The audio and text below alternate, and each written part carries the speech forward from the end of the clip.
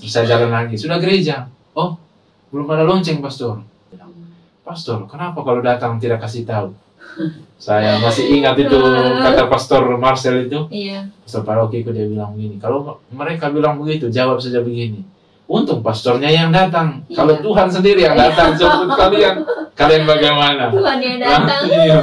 Langsung dia bilang, itu lain lagi tuh pastor.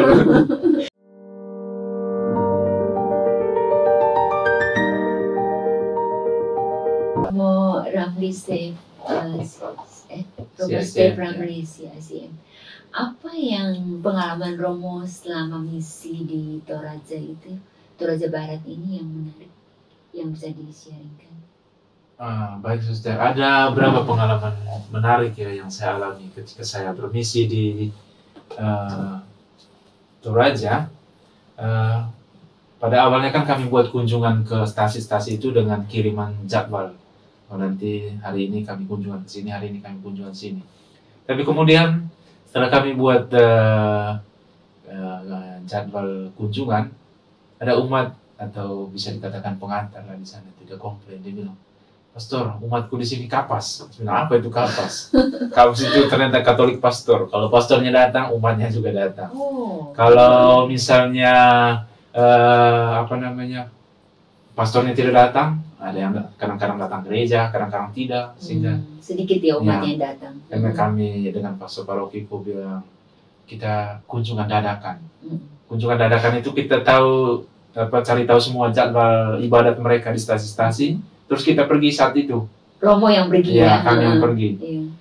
Saya pernah satu kali itu saya buat misa di pusat paroki, kemudian saya bilang ke beberapa anak muda, ayo kita pergi kunjungan ke stasi ini.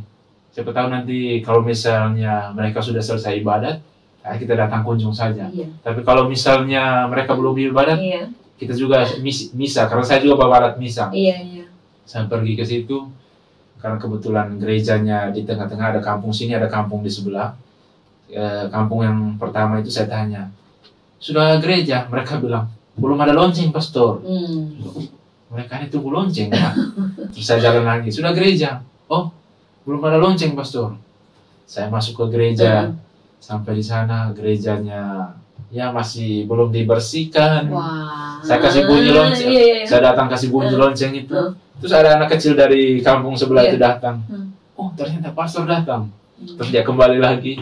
Terus saya suruh, saya minta anak muda itu untuk bersihkan gereja. Terus saya pergi ke rumah mereka. Setelah sampai di sana, mereka bilang, oh, pastor datang. Saya bilang, iya. Saya tanya, sudah gereja? Mereka menjawab, belum ada lonceng, pastor. Mereka, kalau lonceng baru ke gereja. Terus mereka bilang, kan biasa umat di sana kan kalau kita datang itu pasti mereka selalu ini, ayo ngopi. Mereka sediakan kopi, saya minum kopi dulu. Saya ada satu umat itu dia bilang, pastor, kenapa kalau datang tidak kasih tahu? Saya masih ingat itu kata Pastor Marcel itu. Iya. Pastor parokiku dia bilang begini, kalau mereka bilang begitu, jawab saja begini. Untung pastornya yang datang. Kalau Tuhan sendiri yang datang, jemput kalian bagaimana? Tuhan yang datang. Langsung dia bilang, itu lain lagi tuh pastor. Langsung bilang, kalau begitu siap-siap sudah ke gereja. Akhirnya setelah saya minum kopi, saya ke gereja. Ada berapa umat yang datang ini misa bersama di gereja. Itu pengalaman yang pertama saya bilang. Kita ngeprank mereka, ternyata saya ngeprank balik sama umat saya sendiri. itu pengalaman yang pertama. Yang berikutnya kan di sana setiap Jumat selama masa Prapaskah itu ada jalan salib. Dan kami ingatkan setiap stasi itu harus ada buat jalan salibnya. Dan kami juga kunjungan dadakan. Misalnya stasi ini, kami tahu jalan salib mereka jam ini, kami kunjung dan setelah jalan salib buat misa. Saya juga pergi ke salah satu stasi. Saya ajak berapa anak muda. Di sana kan kita pergi selalu dengan orang muda. Saya bilang, ayo kita pergi ke kunjungan ke stasi ini, jalan salib sekaligus misa. Kita pergi ke sana, sudah kita hujan-hujan. Waktu itu gerimis jalan sampai sana. Gerejanya masih tertutup, sudah jam 4 itu. Saya buka, saya goyang lonceng. Seperti biasa kalau goyang lonceng itu pasti ada anak kecil datang. Oh, ada pastor. Setelah itu kayak petunjuk bintang ya anak kecil. Setelah itu saya berada dengan beberapa OMK itu ke rumah ke kampung itu saya duduk. Mereka lihat, ada pastor datang. Karena mereka mulai siap-siap, yang Katolik, orang Katolik kan yang mereka sudah siap-siap. Saya datang untuk panggil kalian supaya kita jalan salib. Saya tanya dulu, sebelum saya tanya tuh, sudah jalan salib? Mereka bilang, oh belum pastor. Akhirnya saya ajak mereka untuk ke gereja. Setelah sampai di gereja, berapa orang, ada 5 atau 6, kita jalan salib. Setelah itu misa bersama. Ya begitulah pengalaman menarik yang saya jumpai di stasi Toraja Barat. Ya. Pater, mereka pakai bahasa apa ya? Kalau di sana bahasa Toraja mereka, jadi bahasa sehari-hari, tapi bisa juga bahasa Indonesia. Jadi Pater juga mempelajari bahasa lokal. Saya belajar bahasa lokal, saya hanya yang sapaan-sapaan yang tapi untuk mengerti mereka punya bicara belum sampai ke situ. Berarti lewat sapaan-sapaan juga terasa dekat ya dengan umat ya. Dan mereka senang kalau kita bicara bahasanya mereka. Sangat dihati mereka. Walaupun kadang-kadang logatnya sangat lain ya, itu membuat mereka ketawa kalau misalnya. Mereka merasa, wah Romo ini lucu nih. Romo muda yang lucu. Oke, itu kan pengalaman menarik saya di itu. Mungkin karena suster juga kan misionaris di Taiwan tuh. Mungkin ada pengalaman menarik yang suster. Iya, kalau dibilang menarik ya mungkin pengalaman kebersamaan. Kami saya kebetulan tugas di daerah Taipei. Di sana banyak mahasiswa Indonesia. Terus banyak juga umat Katolik yang bekerja di Taipei. Ada juga mereka yang bekerja sebagai penjaga orang tua dan di pabrik-pabrik. Jadi setiap minggu itu ada misa bahasa Indonesia di daerah, khususnya di daerah Taipei, yang pasti dipimpin oleh Romo Indonesia yang bermisi di Taipei. Oh, ada banyak juga Romo Indonesia. Ada beberapa Romo Indonesia yang bermisi di Taipei dari berbagai kongregasi. Di suatu kelompok SIP kita namanya, kelompok itu adalah kelompok pekerja umat Katolik Indonesia yang ada di seluruh Taiwan sebenarnya. Tapi karena pusat kelompok ini di Taipei, jadi memang kebanyakan anggotanya ya berasal dari yang berada di Taipei. Suatu hari mereka buat kegiatan dan saya hanya ikut kegiatan untuk berkunjung ke pelaut Indonesia, pelaut Indonesia ABK ya. ABK. Saya kurang tahu kalau soal ABK anak kapal Indonesia yang ada di daerah Ilan. Ilan itu daerah Tasik. Jadi sekitar 1,5 jam naik kereta dari Taipei Main Station. Kami waktu itu ada 18 orang. Siapa yang membawa kami? Itu yang memimpin itu Romo Hendrikus dari kongregasi Scalabenian. Scalabenian yang tugasnya ya membimbing ABK yang misalnya ada masalah gitu, beliau akan melaksanakan yang jalur hukum, jadi membantu lewat jalur hukum. Kemudian juga kalau misalnya ada ABK yang sakit gitu ya, beliau juga bekerja sama dengan terutama dengan lobannya, dengan bosnya untuk bagaimana sampai sembuh ya, ABK itu sembuh. Dan kebetulan juga saya dengar juga pernah suatu kali suatu ABK yang perahunya kena ombak dan pecah, perahunya pecah, dan beberapa ABK juga tidak punya apa-apa dan Pater Romo Hendrikus juga memberi bantuan, terutama juga secara psikologi juga tergoncang ya, mereka ABK teman-teman kita yang masih muda yang berjuang di laut, yang mencari nafkah, ya untuk dapat mengirimkan devisa ya, kalau kita bilang devisa ke keluarga-keluarga mereka.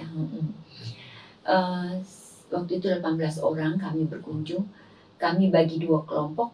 Kelompok pertama dengan Romo Hendrikus membawa bantuan, barang-barang bantuan. Kemudian juga mereka ada tim juga untuk membuat games dan lain-lain. Kemudian kelompok lainnya ya anggota-anggota yang naik kereta 1,5 jam dari main station ke sana, itu 15 orang. Dan saya juga baru pertama, mungkin saya pernah mengenal mereka lewat misa yang sebulan sekali saya hadir, tapi saat itu ketika berjalan bersama-sama itu saya rasa lain sekali. Dimana di kereta itu yang cukup nyaman ya, di kereta Taipei itu fasilitas umumnya cukup nyaman, dimana saya bisa sharing pengalaman, mendengar kisah mereka 15 orang itu, bagaimana mereka sampai merantau ke Taipei. Dan mereka kebanyakan peserta yang ke Ilan itu kebanyakan mereka mahasiswa, dan ada juga yang sebagian sudah bekerja. Dan saya juga dengan mereka, pokoknya saya wawancara, maksudnya mengenal mereka lah, supaya dekat dengan mereka, sama-sama mereka adalah sahabat seperjuangan. Dan kunjungan ini juga kan saya merasa bahwa bagaimana mereka juga orang muda Katolik juga mau melihat bagaimana sepiring nasi yang ada lauknya itu berasal dari mana ya. Ternyata berasal juga dari Ilan itu, dari hasil kerja ABK Indonesia. Jadi kami mengunjungi ke sana. Sebagian mereka adalah Muslim yang dari Indonesia. Yang di Ilan itu sebagian besar adalah dari Indonesia, dan juga ada beberapa perahu yang ABK-nya dari Filipina. Kalau dari Filipina, karena Romo Hendrikus ini dulu pernah di Filipina, jadi bisa bahasa Tagalog. Dan juga kalau ABK Filipina mereka bisa bahasa Inggris. Jadi sambil kami buka pertemuan kami bertemu di suatu titik di mana ada lelang ikan itu yang hasil lelang, dan sebelahnya itu adalah laut, tempat berlabuh kapal-kapal para ABK, kapal-kapal di mana ABK tinggal. Dan kami juga sempat boleh mengunjungi salah satu kapal ABK, di mana mereka istirahat di laut, dan di mana mereka juga makan di laut, mandi di laut, segala-galanya di laut. Dan memang kondisinya sangat memprihatinkan. Dan kerja mereka juga kerja malam, mengambil ikan malam, dan memang suatu perjuangan juga untuk mereka, perjuangan hidup. Disitulah kehadiran kita bisa melihat untuk menghargai pekerjaan mereka ya. Menghargai mereka. Dan juga memberikan mereka sedikit, memberikan dukungan moral kepada mereka, dan ngomong dengan mereka dengan bahasa Indonesia, berjumpa dengan saudara-saudara kita yang seperjuangan, tapi untuk perjuangannya berbeda di laut dan di darat, di mana kita berinteraksi dengan ABK itu, kita sebagai saudara, saling menguatkan dan meneguhkan. Dan men-sharingkan sesuatu yang ya yang jasmani yang kita bawa, ya saya kira itu suatu relasi yang baik. Dan setelah itu kami berpindah 10 menit dari dermaga Ilan itu kami menuju ke suatu langgar masjid kecil yang di sana ada tempat doa dan juga tempat istirahat para ABK, beberapa ABK yang beristirahat di sana. Ketika istirahatnya kapan ya? Ketika tofan. Jadi di Thailand itu sering ada tofan. Jadi mereka misalnya tofan 2 hari berhenti dulu melaut. Jadi sebagian dari mereka beristirahat di sana. Jadi lebih layak ya. Terus berdoa. Jadi pas kami datang itu lagi jam doa. Jadi mereka berdoa. Jadi ada 2 ruang, 1 ruang doa, 1 ruang tamu. Jadi kami ke ruang tamu dulu menunggu sebagian teman-teman kita ABK sedang berdoa. Dan saya memasuki ruang itu, saya merasa nyaman sekali ya, ruang doa. Seperti kita juga di kapel-kapel kita juga kan tempat doa ya, tempat doa, dan sangat kusuk. Mereka berdoa, melantunkan syair-syair Quran yang sangat berdua. Saya merasa damai dan juga. Berarti suster ini bermisinya tidak hanya untuk orang Katolik, tapi ya dengan teman-teman kita juga. Teman-teman kita adalah saudara-saudara kita juga. Dan di sana kami sharing pengalaman dengan ABK yang masih muda. Di sana juga ada ustadznya itu. Ada ustadznya juga. Dan ada pemimpinnya juga yang memelihara kebersihan, memelihara keindahan dari tempat doa ini. Dan ustadznya juga sangat dekat dengan kami juga. Kami seperti, wah ini seperti saudara kita nih yang udah lama nggak ketemu, yang maksudnya dari jauh-jauh ternyata kita ketemunya di sini, di negeri orang dengan bagaimana mereka juga berbagi pengalaman tugas mencari ikan di laut juga dengan bahayanya juga, dan juga mereka jauh dari juga keluarga jauh dari keluarga. Sekarang mungkin ada HP, ada internet yang bisa menghubungkan mereka dengan keluarga. Dan juga bagaimana peran Romo ini, Romo Scalabenian ini yang untuk membantu para pelaut yang terutama apabila mengalami hambatan dari bidang hukum, misalnya mereka tidak mendapatkan cuti. Kalau cuti tidak diambil berarti mendapatkan uang. Kemudian juga kalau mereka tidak mendapatkan gaji karena misalnya sakit, terus gaji dipotong. Bagaimana dengan hukumnya terus yang sebenarnya, terus gaji mereka itu sebenarnya berapa gitu. Lewat hukum itu sangat membantu mereka juga.